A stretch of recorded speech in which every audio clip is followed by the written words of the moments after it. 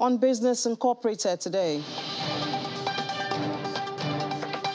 United Nations partners Zimbabwe to mobilize $2.8 billion for projects. Businesses in Nigeria feel the impact of inflation at 17.71%.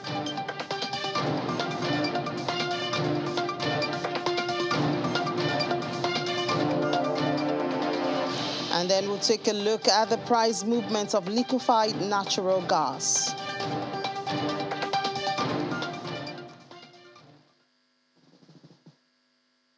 Good afternoon. Welcome to Business Incorporated. Today, I'm Ini John Mekwa. We'll start as usual with major markets. Starting in Africa, it was mixed sentiment here in Africa. Nigeria's main index sustained that negative sentiment that it ended with yesterday, having lost the 53,000 level. It was marginally down at intraday, while South Africa went all up, almost 3% at intraday. Talking about being worlds apart. We move on to EGX 30 of Egypt, traded lower by almost 0.5%, while Nairobi Stock Exchange closed Wednesday bearish. It shedded over 1.5% yesterday. Let's see what's going on in the Middle East now. Sentiments were also mixed. The Abu Dhabi index was on higher today, while Dubai was down almost 2%. Let's see what's going on in Europe. We see we have Chris Kober, of course, joining us. He's on for the week. I think one of the hottest topics now is the U.S. Federal Reserve, which has agreed on the strongest interest rate hike in almost 3 decades, Chris. It'll be interesting to know how the market's reacting to this Fed interest rate.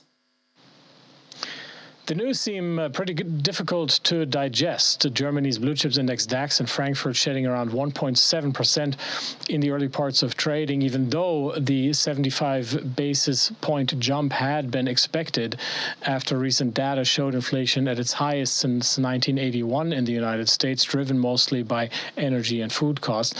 But sentiment was dampened somewhat after Fed boss Jerome Powell said such big moves would not be commonplace.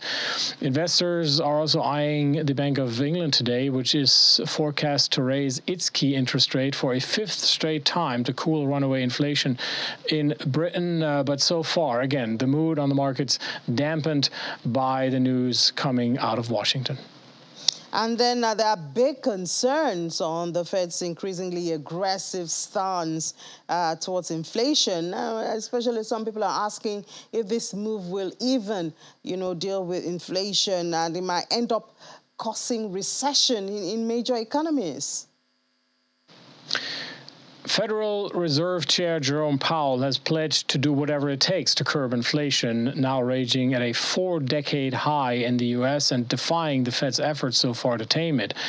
And increasingly, it seems doing so might require this one painful thing the Fed has sought to avoid: a recession. The so-called soft landing the Fed has hoped to achieve, which means slowing inflation to its 2% goal without derailing the economy.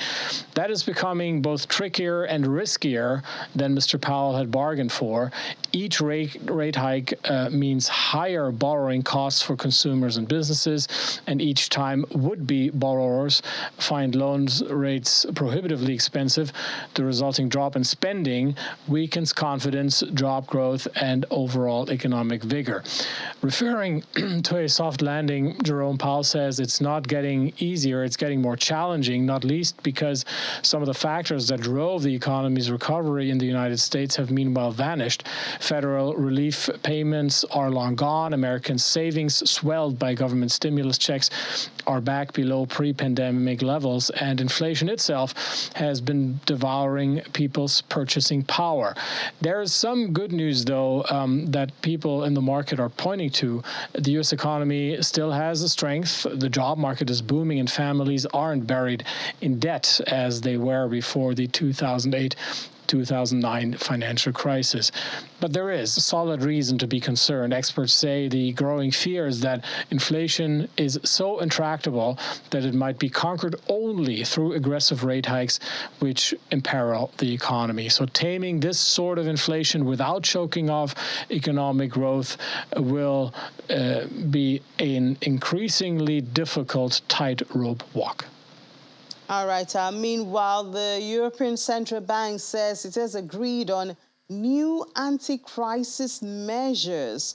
Well, it'll be interesting to know how this is going to work. Behind it are concerns over a new debt crisis in the 19-nation Eurozone. Government borrowing costs have soared on the bloc's periphery since the ECB unveiled plans last Thursday to raise interest rates. But the bank failed to reassure investors it would contain the rise in borrowing costs, making only a vague pledge and stoking fears it was abandoning more indebted nations such as Italy, Spain, or Greece, which have struggled for years under the weight of massive debt piles.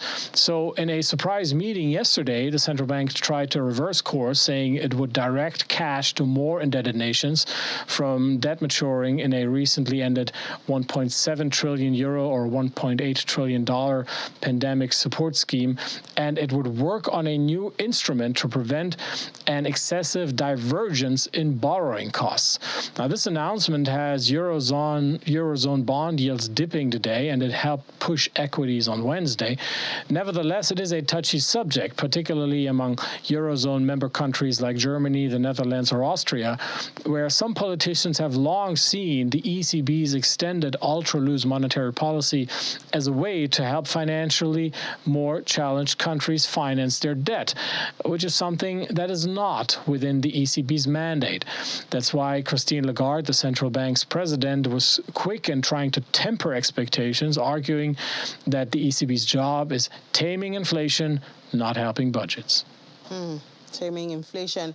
Oh, thank you so much, Chris. But I bet the conversation is not very different from what we see going on in the UK. We have Juliana joining us now. Juliana, good afternoon. Well, talking about cost of borrowing, the Bank of England has lifted the cost of borrowing, and I don't think this really came as a surprise. I think this was expected in the face of the skyrocketing inflation.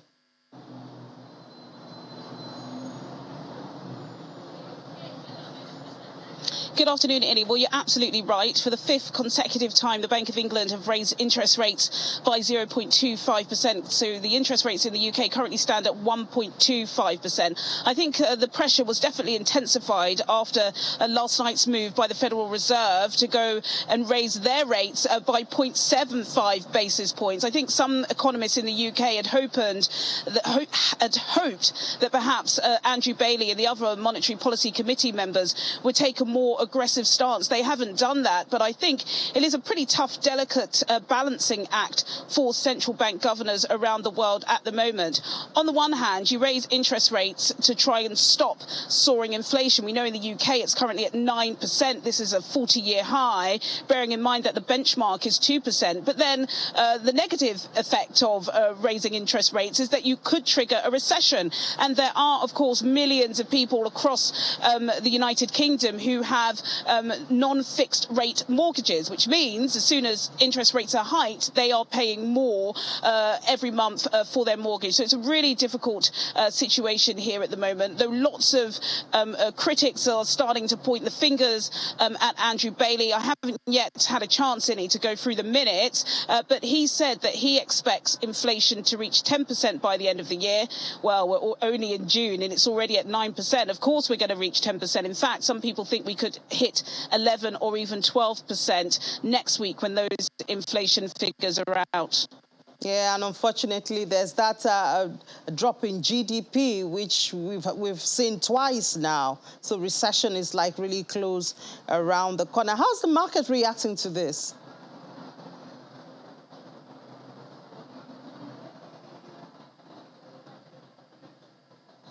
No surprises, City. There's been a bloodbath on the markets here in London, most notably on the UK FTSE All-Share, which is down 2.57%. The FTSE 100 down by 2.64%, and nearly 3%. That's a shocking drop in shares. Also as well, the British pound trading down against the US dollar, down against the euro, and down against the Japanese yen. This has been led actually mainly by retailers. We got a pretty stark warning by retailers earlier this morning, saying that they're expecting inflation to reach 15%. So shoppers are now losing confidence because, of course, their money isn't going as far as it used to. And that's just buying clothes. For those who are struggling to put food on the table, they are paying families on average an extra £40 a week just to buy the basic staples that they will need to feed their families. So this cost of living and this year of the squeeze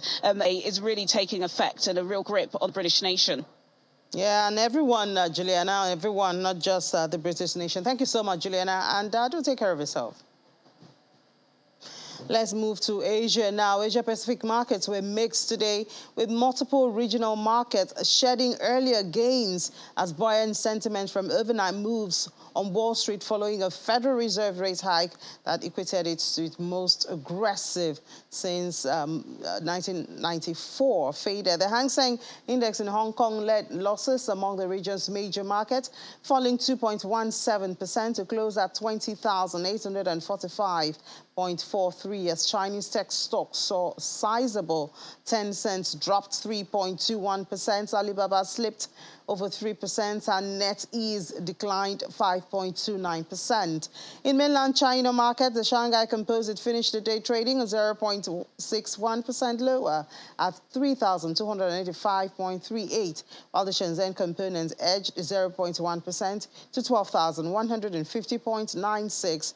Japan's Nikkei 225 rose 0.4% on the day to 26,431.20, while the Topix was up 0.64% to 1,867.81. In Australia, the S&P AX 200 closed 0.15% lower, and over in South Korea, the Kospi Index gained 0.16%, finishing the trading day at 2,451.41. MSCI's Broadex Index of Asia-Pacific shares outside Japan slipped almost 1%. In the United States, stock futures were under pressure, putting the major averages to give up the solid gains made in the previous session. Futures contracts tied to Dow Jones Industrial Average dropped 1.9%. S&P 500 futures was down 2.3%. NASDAQ 100 futures shared 2.7%. All three futures contracts had earlier been trading in positive territory. The 10-year Treasury yield resumed its massive June run today, reversing higher overnight. The 10-year yield was last around 3.44% after ending May at 2.84%. These moves come after the Federal Reserve implemented its largest interest rate hike since 1994. Oil prices erased early gains to head lower today, a day after a triggered fall by a U.S. interest rate hike, though tight supply limited losses. Brent crude futures declined 1.2% to $117.04 a barrel, while U.S. West Texas Intermediate crude futures fell 1.2% to $113.92 per barrel. Both contracts broadly stayed within the previous session's range. Prices slipped more than 2% overnight after the Federal Reserve raised its key rate by 0.75%. Let's take a break now. When we come back from that break, we'll head straight to the African continent and look at what's going on in the commodity space. This is Business Incorporated on Channels Television.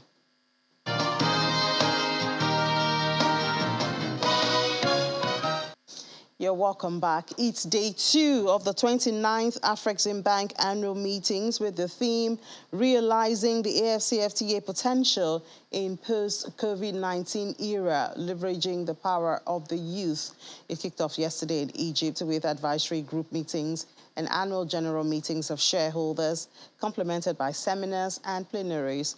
Well, speaking at the meeting, the president and chairman of the board of African Export-Import Bank, Professor Benedict Rama, says that the youths are the driving force of the theme and they are the four of implementing the AFCFTA.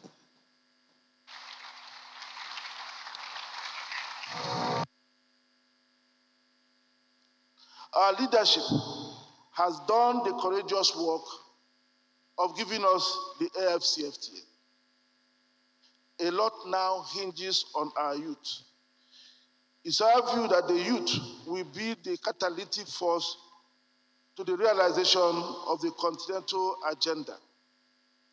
Indeed, the youth have always been the catalyst to economic transformation and at the base of every industrial revolution in advanced countries. The good news is that Africa finds itself at the exact same spot as the US, Canada, and Asia at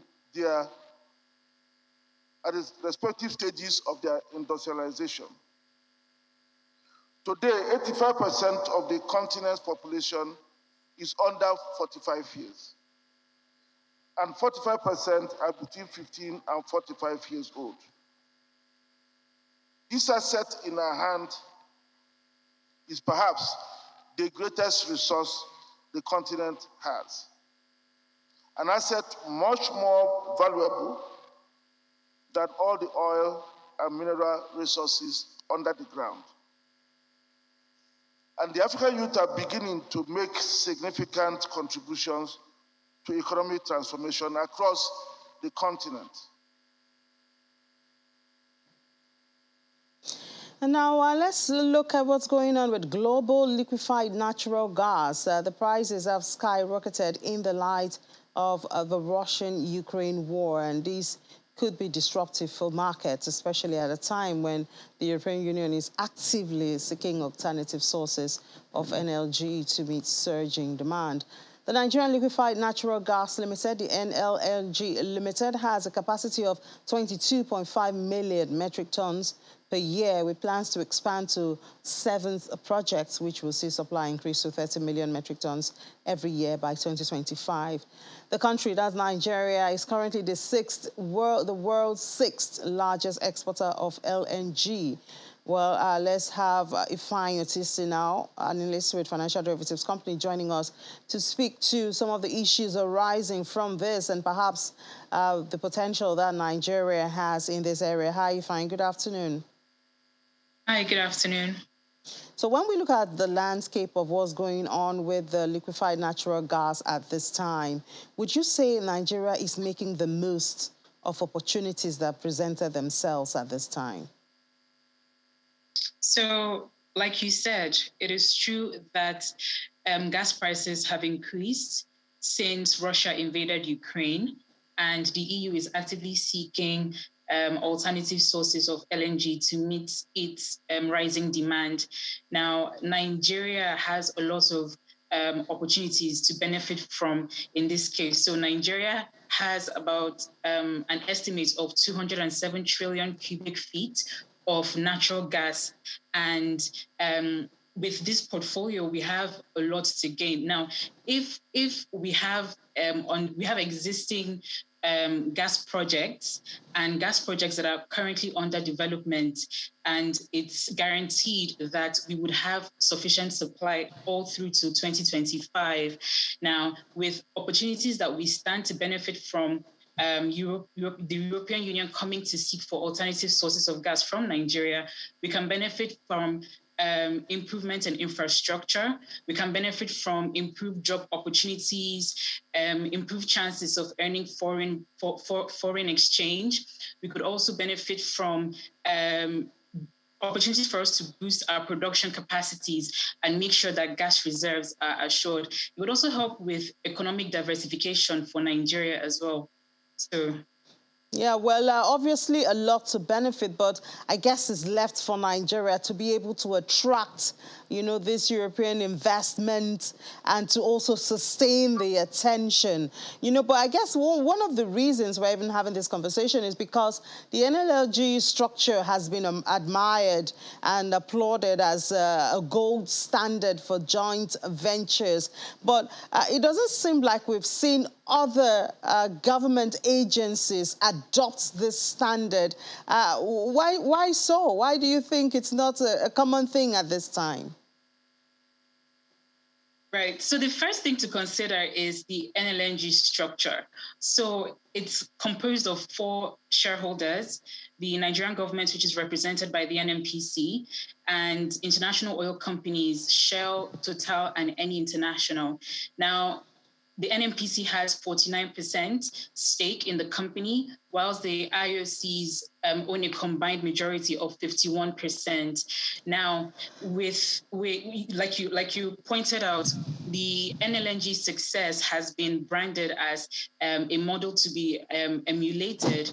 Now, the reason for this, we have to consider the success factors. So we have to consider the fact that the Nlng is an incorporated joint venture, and it has a board of directors that is independent, that sits at the helm of affairs and makes strategic decisions for the company. Then we also have to consider the fact that it is immune to external influences and the fact that it raises finances for itself. Now, other government parastatals have looked at this success, and it has sparked conversations among stakeholders, especially with regards to adopting this model in the development of major refineries located in Warri, Port Harcourt, and Kaduna. Now, another consensus, this is the flip side of the coin, has said that to promote transparency, accountability, and encourage appropriate corporate governance, that the Nlng should encourage the Nigerian government to sell its stake to the Nigerian public so that there can be a proven track record of where the money is going, how the money is being spent, and everybody can be a part of the growth and development of the company. Another conversation now, still within the energy space, is the alternative of sustainable energy or clean energy. What opportunities are there for Nigeria? So to answer this question, we have to take a look at natural gas. So let's not forget that natural gas is traditionally considered a fossil fuel, but it's now being redefined as a cleaner form of energy because it emits lower carbon volumes compared to other traditional fossil fuels like crude. Now, Nigeria and other gas-producing countries have been campaigning for natural gas to be included as or redefined as clean energy. The EU early this year has proposed to include natural gas in that category, and Nigeria would stand to benefit from this if it's done, because it would attract a lot of foreign investment, seeing as world leaders are encouraging everyone to save the environment. So climate change is the topic of the day. So if natural gas is included or redefined as clean energy, Nigeria and other gas-producing companies would definitely benefit from foreign investments. That comes with more job opportunities, comes with more development and infrastructure. We would also see economic diversification, and we'll be forced to invest more in our ports and in our pipelines. These are things we'd have to look forward to. All right, we certainly look forward to those days, Ifeanyi Tisi. Thank you so much for sharing your thoughts with us this afternoon. Enjoy the rest of your day. So the United Nations and other development partners have resolved to mobilize over $2.8 billion under a 5-year program for socio-economic development projects in Zimbabwe. The set budget is under a new Zimbabwe United Nations Sustainable Development Cooperation Framework that was unveiled in Harare. The latest development comes after over $1.7 billion was mobilized under the UN Development Partners Support Program from 2016 to 2021. And back here in Nigeria, we see reactions following yesterday's announcement by the NBS that inflation has gone up to 17.71%. One of the group reacting to that has been the LCCI, the Lagos Chamber of Commerce, and the Deputy President there, Mr. Gabriel Dausa, has highlighted some of the impact to SMEs, saying that some of the SMEs are actually cutting their workforce or cutting working hours and laying off staff. And so a lot of companies are laying off staff. A lot of them have reduced the scale of operations because your capital to buy raw materials, your working capital can only buy about a third of what you used to buy. So volume of operations have come down in a lot of businesses, leading to either reduction of staff, of headcounts, or outright closing down. A lot of businesses have actually closed down, and we are seeing it all the time. And it is going to be difficult to reverse those business decisions so long as the prices inflation is in one direction. For those who are operating, a lot of businesses are carrying losses. So your capacity to carry loss is what is determining how long you will remain in business for a lot of businesses in the SMEs. For the large businesses, you are seeing a lot of businesses reducing working hours. Some banks are now reducing their working hours just because of the cost of the diesel. A lot of other factories are reducing their running hours to run the factory. So you are having a steady scaling down of operations for those who still have the staying power. For those that don't have the staying power, they are simply closed down. They are no more operating. And that's very common that we see all the time among our members and associates, business associates of our members, which are being reported to us. Inflation is obviously a buzzword in the world now, from the UK to Europe to Nigeria, and with the hike in interest rate, we will certainly see if that can deal or find a way to bring a reduction in inflation in recent times. Well, that's where we'll draw the curtains on the program today. Thank you so much for being a part of Business Incorporated. We'll have a final one tomorrow. I'm Ini John Mekwa.